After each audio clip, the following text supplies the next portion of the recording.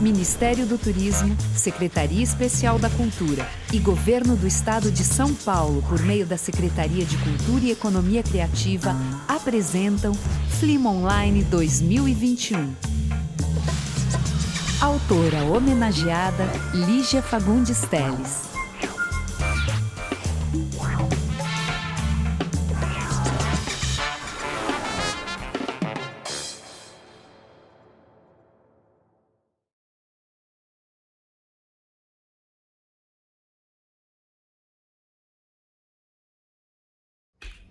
Bom dia, eu sou a Jane Ciambelli e a razão de eu estar gravando esse vídeo é porque eu sou parcialmente responsável pela chegada do conto À Espera, da Lígia Fagundes Telles, até o público novamente, né? A rechegada dele. Responsável porque, na época, com 20 anos, eu era editora de uma revista de moda e também vizinha da Lígia. Até hoje, de uma certa forma, somos vizinhas. Ela mora no 13 e eu tenho o apartamento no mesmo prédio, na Rua da Consolação, lá em São Paulo, no 12º, onde morava minha mãe, que já faleceu, que foi amiga da Lígia, viajaram juntas para a Europa de navio, dançaram muito com os oficiais italianos, enquanto o Goffredo, o primeiro marido da Lígia, dormia, e o meu pai, segundo marido da minha mãe, também dormia, e as duas, que eram lindas, jovens, irresistíveis, como elas mesmas gostavam de falar de si, super vaidosas e super lindas, a Lígia é linda até hoje, e, enfim, aproveitavam para dançar. Então, com essa proximidade que eu tinha de alguma forma com a Lígia, eu pedi a ela um conto para uma edição sobre a Grécia que ia ter nessa revista de moda. E ela me mandou esse À Espera. E depois de 30, 40 anos numa pasta lá, mofando, eu achei os originais, resolvi presentear o Roberto, que por sua vez resolveu fazer esta flima em homenagem à Lígia e reeditar esse conto. Nada é por acaso, ou tudo é por acaso, e esse conto À Espera chega num momento muito parecido de clima no Brasil e no mundo. É um conto bastante desesperançado de um homem que não tem coragem de se comprometer e de uma mulher que não tem coragem de desesperançar. E me lembra muito o momento político que estamos passando no Brasil. Nos falta aos democratas, tem faltado essa vontade de se comprometer, e aos humanos e humanistas também nos falta a coragem de desesperançar totalmente no futuro.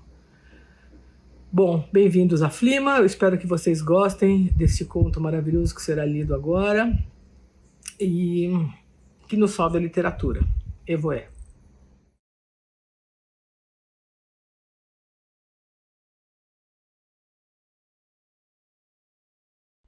Irei, pois, deitar-me nesse meu leito, ao qual tenho confiado tantos suspiros e que continuamente umedeço de lágrimas, desde que Ulisses se foi.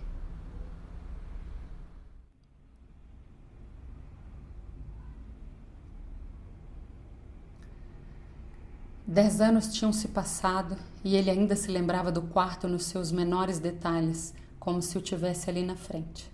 A cama de ferro dourado, a poltrona aconchegante, as paredes pintadas de rosa.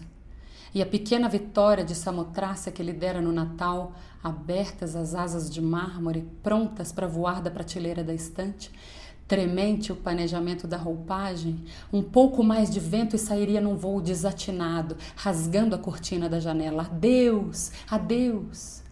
Comprei em Atenas, ele dissera. E ela fechou a estatueta na gruta das mãos e riu. Meu Deus, parece que tem um coração palpitando aqui dentro.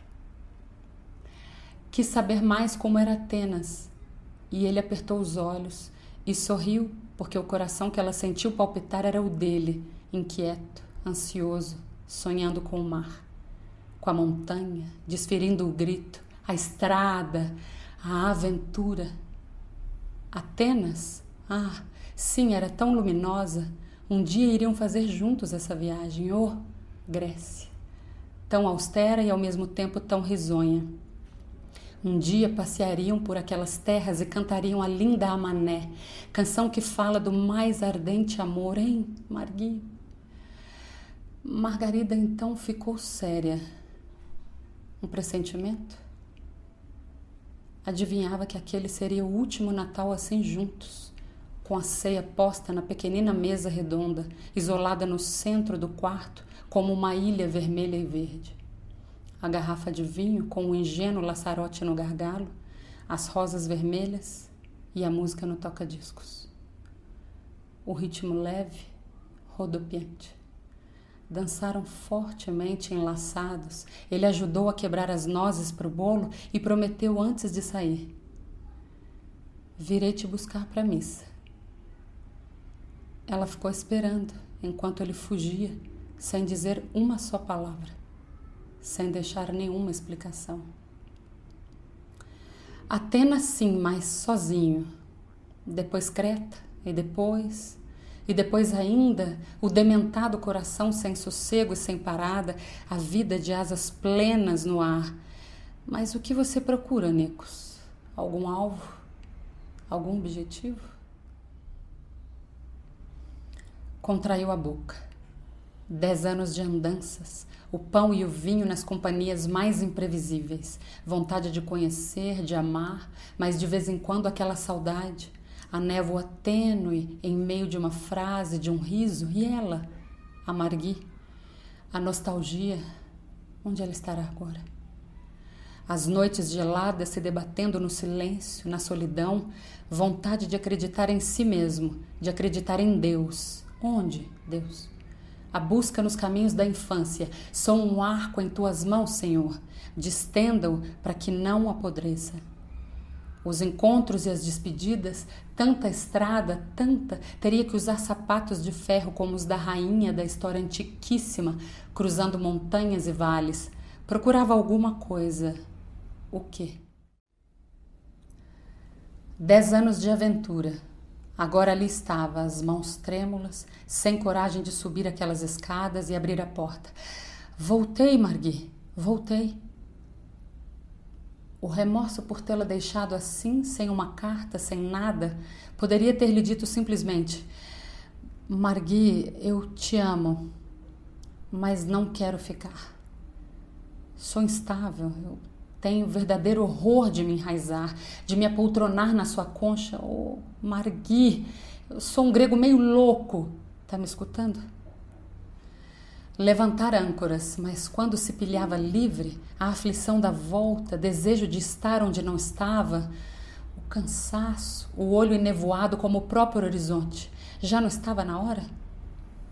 E o medo da volta, da realidade espantando o sonho. Tenho medo, Margui. Medo de me enganar, como já me enganei tantas vezes. Quando pensava que era um amor definitivo para sempre. Não era. No fundo de cada aventura, só vaidade.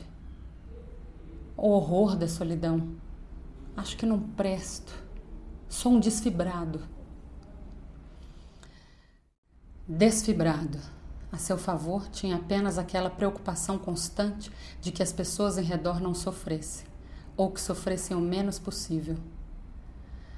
Foi fraqueza, sim, mas quis poupá-la. Pensou, inclinando a cabeça para trás. Até o céu era igual ao daquela noite antiga, um céu calmo, brandamente nublado. 10 anos desde o instante em que escrevera aquele bilhete numa letra dilacerada, como se tivesse o toco do lápis entre os dentes. Margui, eu temo, mas não posso ficar. Amarfanhara o bilhete e quis chamá-la aos gritos. Margui! Margui! Quando viu a vizinha que saía para a missa do galo, ficou atônito, apertando o bilhete transformado numa bola dura, fechada na palma da mão. Chegou a se esconder atrás da árvore. Em seguida levantou a gola da capa e fugiu sem olhar para trás. Agora voltara. Virei te buscar. Prometera há 10 anos e ela esperando, tinha certeza de que ela esperava ainda.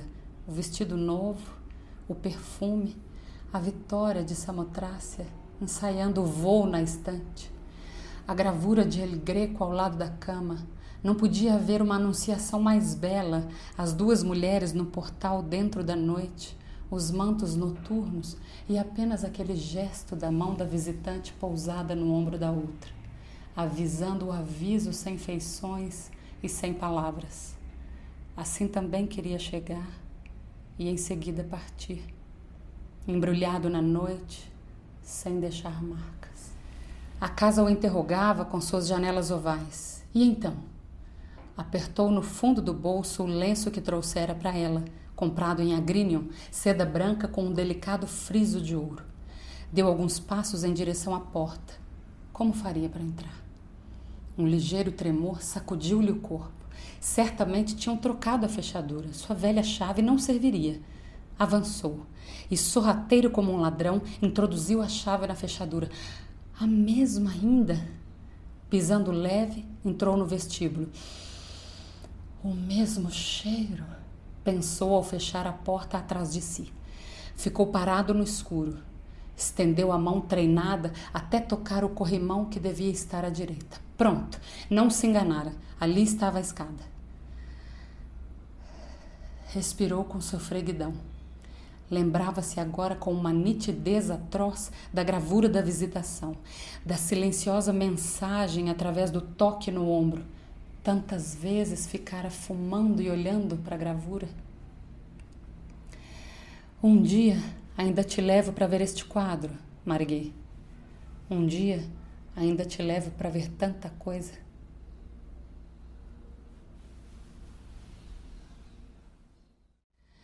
O homem tateou na penumbra. Chegou a recuar. E se ela estivesse com outro? Suas pernas bambeavam. O 5º degrau rangiu. Lembrou-se que rangia no instante exato em que pisava. Oh, Deus! E se ela já tivesse se mudado? 10 anos, não? O novo inquilino interrogando pela fresta e ele gaguejante. Estou procurando por uma moça que morava aqui, Margarida. Sentiu o coração bater tão desordenado que chegou a recear que os inquilinos ouvissem aquele tum-tum golpeando as paredes. Quando chegou ao alto, tudo nele era tremor. Um friso de luz dourada filtrando-lhe por baixo da porta, como na seda do lenço. Torceu o trinco. Diante dele, de pé, os olhos largos e o vestido longo. Ela. Ali estava ela. Um pouco mais magra ou mais velha, tentando sorrir. Ela deu um passo, parou. Nikos, eu sabia que era você, eu sabia. Beijaram-se com fúria, depois os beijos foram ficando mais profundos, mais lentos, os cabelos, os olhos, a boca. O silêncio úmido, murmurejando num gozo, se desfez em choro manso, doce. Nikos, Nikos, eu estava te esperando, Nikos. Estava te esperando. Não chore mais, Margui. Ouvi o degrau ranger e pensei, é o Nikos que voltou. É o Nikos que voltou para mim. Demorou, mas veio. Eu sabia. Ele estendeu a mão até a capa atirada na poltrona e procurou o bolso. Tirou o lenço. Trouxe de presente da minha cidade. Agrínio? Ah, você se lembra, Margui? Azeitonas, figos, uvas e fumo. Papastratos, não é papastratos que se chama? Ele beijou-a no ombro, no seio. Nas minhas andanças, era às vezes tão aguda a minha vontade de voltar e, ao mesmo tempo, você acredita que pensei 1000 vezes em voltar? E prosseguia sem poder parar, como que, batido por todos os ventos, aconteceu tanta coisa, Margui. Eu levaria mais 10 anos contando.